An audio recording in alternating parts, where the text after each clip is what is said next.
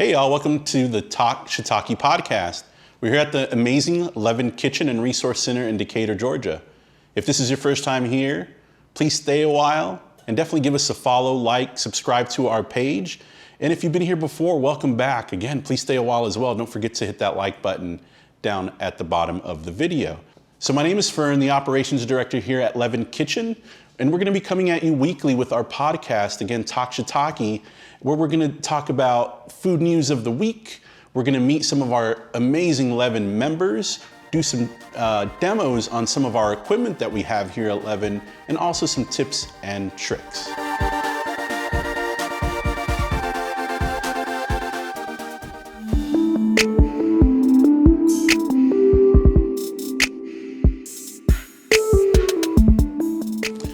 So as of right now, when you look at food in the Metaverse, right? The Metaverse itself, which is a 3D virtual reality where users, right? Real world users, you put on typically a VR headset, for instance, and you can interact with other people. There's built-in environments.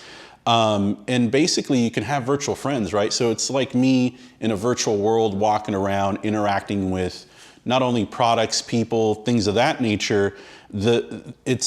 The whole world basically is filled with immersive experience, right? You're sort of dropped into a virtual world.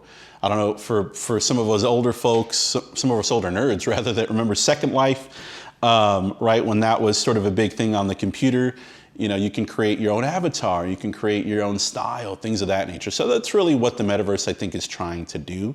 But when we talk about food in the Metaverse, your corporations like your McDonald's, your Coca-Colas, things like that, what they're trying to do is actually immerse you into their world. You know, so whether it's marketing, right? It's kind of like just a big billboard. I can walk through maybe a concept of a McDonald's or a concept of a Coca-Cola company, or, you know, maybe something new that they're trying to roll out.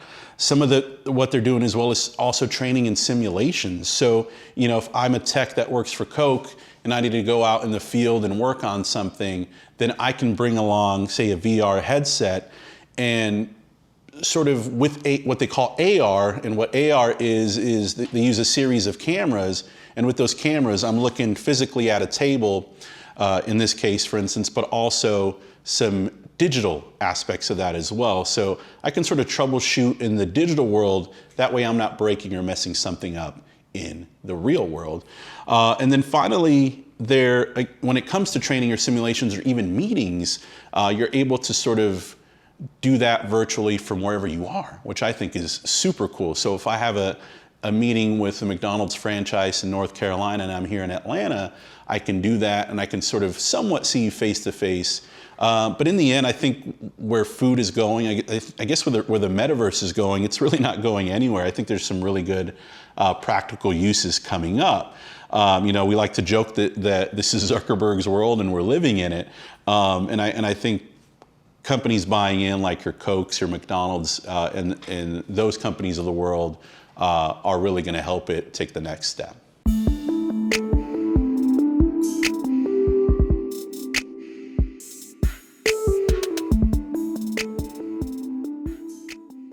Hey, what's going on, everybody? It's your girl, Maura Ash, straight from the Gumbo Radio Show and Hits 92.3, and I am here on the Talk Shiitake podcast at Leaven Kitchen. I am here with, of course, Zach, as I call him, but I'll have him introduce himself. But he is a Leaven Kitchen member here, and he owns his own business by the name of Casa, Cardoza, Empanadas. Zach, introduce yourself, tell them your name, what you do, and a little bit about yourself.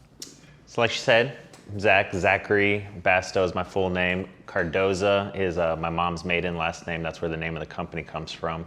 Awesome. I've really only cooked my entire life. I'm 28 years old. I've got about 12 years in kitchens. You know, only about 8 of those professionally, but it's definitely been my passion forever. And so it's a great opportunity to get to work for myself and make food that I want to make. And I've been doing it for about 2 years now. Awesome, super awesome. So talk to me about what you serve. I make empanadas, specifically Argentine style empanadas. So my family is actually from Colombia and El Salvador. Okay. Colombians do make empanadas, but they're totally different than the style that I make. They use a kind of a corn-based and usually fry it.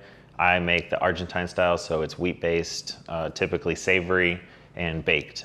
Makes it One, I do prefer that style because it's baked as opposed to fried, but it also lends itself to selling. Selling fried food doesn't hold up as long, so it has to be kind of quick. Gotcha. When you bake it, it holds up a lot longer. Awesome. So empanadas, that's an extremely different business.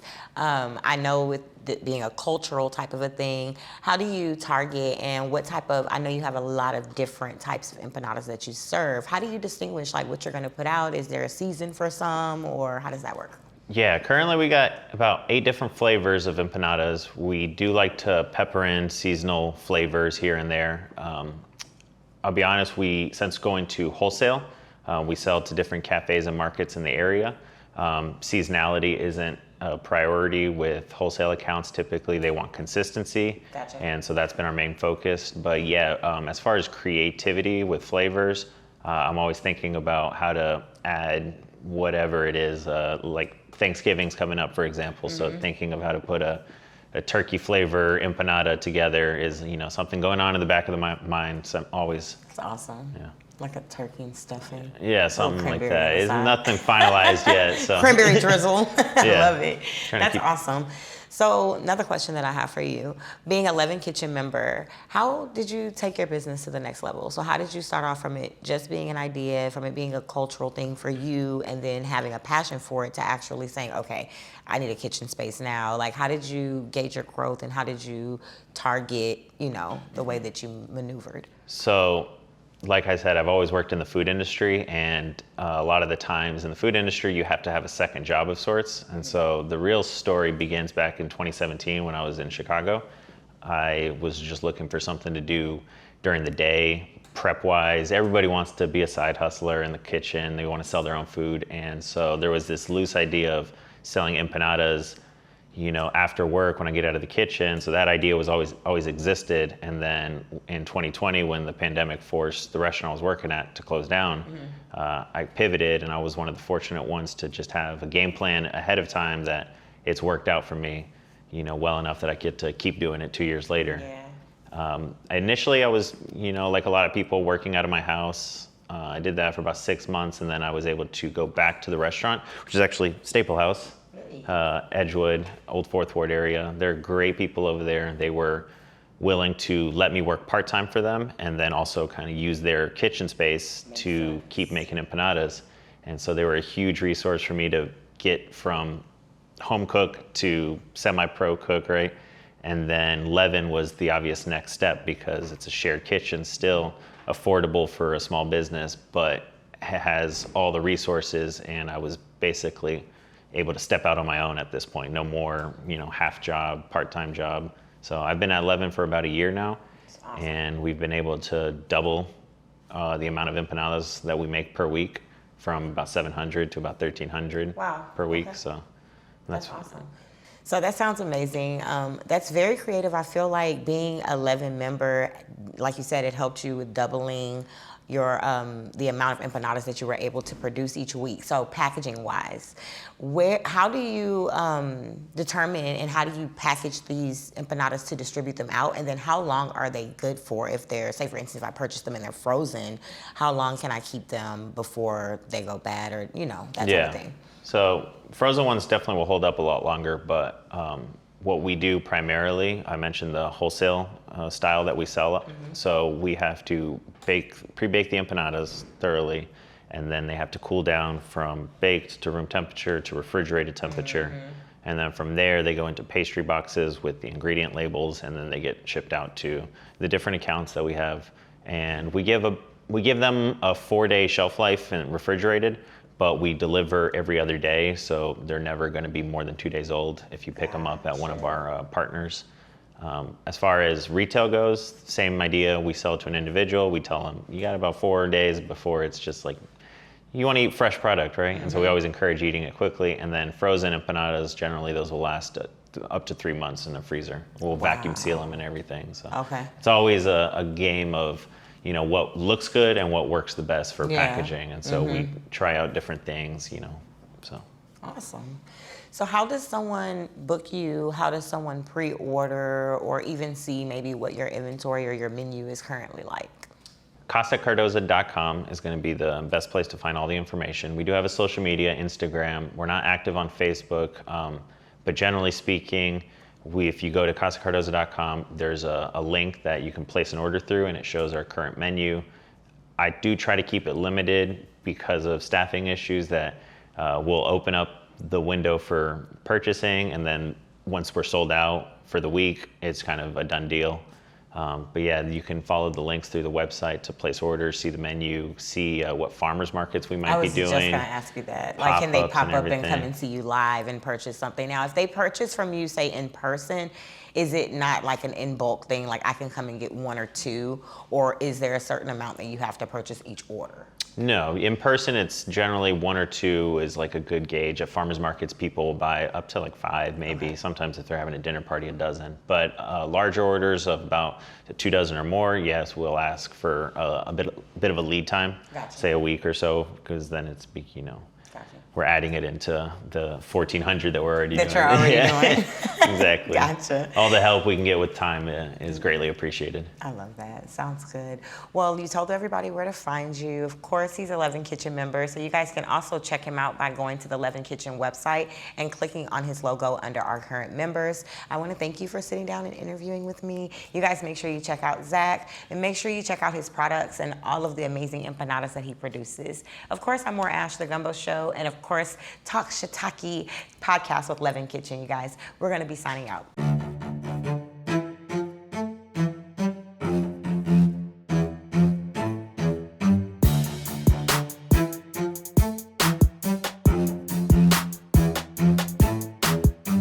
Hey y'all, welcome to the demo portion of our podcast. Over the next few weeks, we're gonna be going over a few different pieces of equipment, more on the smaller side, right? It's not sort of your bulky equipment like your mixers, things of that nature, but things like an immersion blender, things like your food processors, things like your blenders, things of that nature, right? Just things on a smaller scale. And we actually have some ingredients here. We're gonna be doing some recipes. So today we're actually gonna be talking about and demonstrating our Vevor 750 watt immersion blender. So it's this guy right here, and it actually packs quite a bit of beefiness, right? So it's a 750 watt immersion blender, and it has a copper motor and some really good safety features as well. So there is sort of a safety dial up top, and there's a sort of a 3-button process, which I'll show you when we're ready to start it. So really good safety features on this, so you're just not starting this blade, because it is a sharp stainless steel blade that this has, and you're not just starting it as you're sort of carrying it around. Put it in your product, put it in your bowl, right? Or your container, fire it up and be ready to go. So with this guy, it does have a shaft that is fully removable for ease of cleaning. You don't really want to put this through the dishwasher, but you can hand wash it, hand rinse it. Some of the smaller models, the handle or the handle doesn't separate from the shaft, which makes it super difficult to clean and wash, right? You don't want to put this part into the sink at all. So it's removable, ease of use, ease of washing. So what we're actually gonna do today is we're going to make a basil walnut pesto. Great for a few different things, right? Some people do use it as a marinade, but it's typically used in a pasta dish. But it can be pretty pricey, right? So typically this recipe calls for pine nuts, which are super, super expensive. So this one's actually just a quick recipe you can make. It takes about 5-10 minutes, and the base for it is walnuts. From there you have your basil or your basil leaves. Throw a little bit of lime juice in there, some garlic, salt, pepper to taste, and some olive oil. And where the immersion blender comes into play is I can have just a small container just like this, literally just add my ingredients. What's cool about this specific model is it has these little sort of pins and also grooves on the shaft. So when you do put it together, bring this guy up and just simply screw it in, and now you're ready to go. So we're gonna go ahead and do that. I'm already plugged in. Again, my safety features are on, so I'm not gonna accidentally start it. And we're gonna go ahead and dive into this recipe. So I'm gonna go ahead and add just my walnuts. This is half a cup of just walnuts, or in this case, walnut halves. Adding 4 cups of basil leaves in into here. And I guess I could have kept them all in that same container, but I guess it doesn't matter. Adding 4 cloves of garlic, and these should be peeled, right? So you have your garlic head, and then you just grab 4 cloves out of there. I'm gonna grab some olive oil here. And again, you're really just gonna be adding all of this to the same bowl, same container. And what I like about the immersion blender, it should, right? Hopefully it doesn't fly out at me, but it should keep everything contained, because as you notice, when we put this guy in there, I'll get these guys out of the way. When you put this guy in there, all your motion is going to be there at the bottom. So it's sort of going to keep it contained in your bowl or in your container. Lime juice, I'm just going to eyeball that. I'm no professional chef, but just give it some squeezes there, and we'll say that's half a teaspoon and call it good. And then finally, it just calls for salt and pepper to taste. So I'll just grab a little bit of salt in my gloved hand here. Now let's add a little bit more. And then add some pepper also to taste. Really, with the salt and pepper, it's to your preferences on how salty, how peppery you want it, right? So, got all my ingredients added, and now it's time to use the machine. So, what we want to do is go ahead and insert this guy, again, sort of right at the top. Again, the way this is meant to work is it sort of has this sort of outside barrier, for lack of a better term, and then again, your blade goes in there and it runs at a high speed. So we're gonna go ahead and get this guy going. I can set my speed here. Push the top.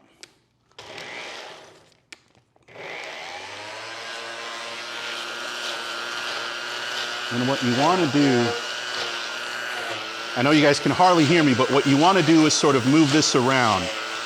And what this is doing is it's going to start creating a paste for us.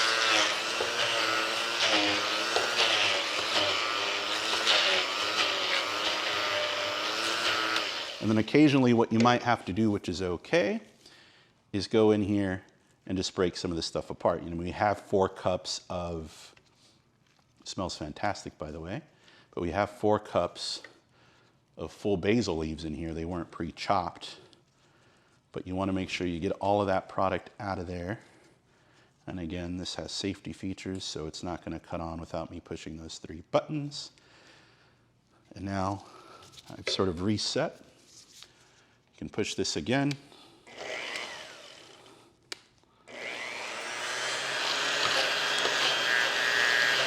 And I'm on my way.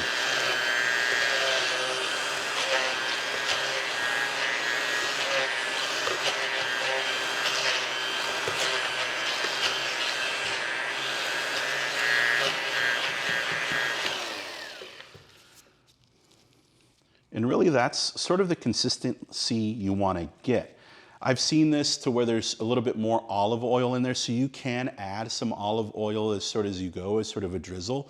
It should be sort of this coarse sauce type, right? So it's mixing all of those ingredients, right? You have your garlic that's sort of going to be nice and sort of immersed in there. You have your chopped basil leaves, you have your olive oil for the taste, salt and pepper, right? And in the end, you come up with this sort of paste. Again, I like it. It's really good on pasta, you know, ravioli, things of that nature. Cheese-filled pasta, which I think is super good. And a lot of times you can throw some Parmesan cheese on there as well. But that's really that, guys. Again, I'm not going to bore you and keep blending this. Ultimately, you can use it for, you really want to use it immediately, right? As a spread for sandwiches and your pasta, whatever it is. I like to toss my pasta in it. And then again, it's really good. And right now we can really smell that basil. You can really smell that garlic. Has a really good aroma as well. So again, just a quick recap. We went over the Vevor Immersion blender. This is a big guy. There are smaller models, so it's probably a little overkill for what I did here. But again, as you notice, sort of able to rather sort of spread it around, chop that stuff up nice and fine, and that's all really it takes.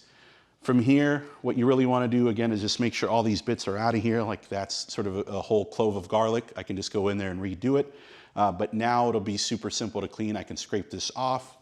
I would be able to then basically just undo it, unscrew it, right? And then from there we go. And now all I have to do is take this guy over to the 3-comp sink, wash it, and it's ready to be used the next time I need it.